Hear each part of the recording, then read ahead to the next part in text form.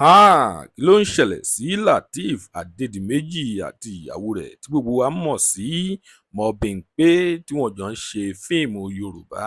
Gbogbo wa ti kúkú mọ̀ wípé ìlúmọ̀ọ́ká ni àwọn kọ́pù méjèèjì yìí.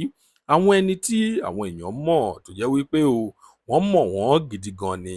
Àwọn òṣèré méjèèjì yìí wọ́n jẹ́ òṣèré tí gbogbo àwọn èèyàn, gbogbo àwọn olólùfẹ́ fíìmù Yorùbá tí wọ́n nífẹ̀ẹ́ sí gidigidi, ṣùgbọ́n a kò mọ̀ nǹkan tí ó ń ṣẹlẹ̀ sí wọn báyìí, ṣùgbọ́n ìròyìn ayọ̀ òun la mú wá fún yín lénìí.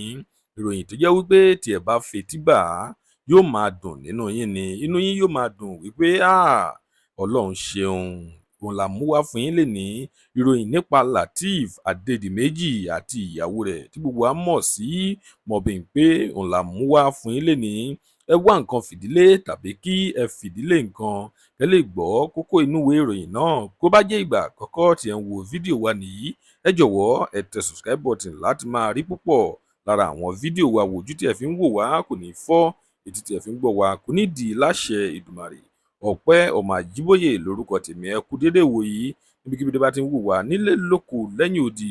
Lónìí ó sí picture kan tí ó ń go viral lọ́wọ́lọ́wọ́ báyìí nípa Mobimpe bí ó ṣe gbé ọmọ kan dání, ṣùgbọ́n a kò tí ì fi ìdí ọ̀rọ̀ náà múlẹ̀. Púpọ̀ lára àwọn èèyàn ni wọ́n ti ń kí Mobimpe congratulations níbi tí wọ́n ti rí i tí arábìnrin náà ó gbé ọmọ dání lórí chair, ṣùgbọ́n ọ̀pọ̀lọpọ̀ àwọn èèyàn náà ló tún sọ ní ìdàkejì rẹ̀ wípé Mobimpe wípé movie scene ni wọ́n wà, ṣùgbọ́n àwọn èèyàn púpọ̀ náà wọ́n tún congratulate wọn. Ẹ̀yin olólùfẹ́ fíìmù Yorùbá àti ẹ̀yin olólùfẹ́ Yorùbá movie industry, ẹ tẹ congratulations sísàlẹ̀ fídíò yìí ká lè máa fi kí àwọn Adédìméjì kú oríire.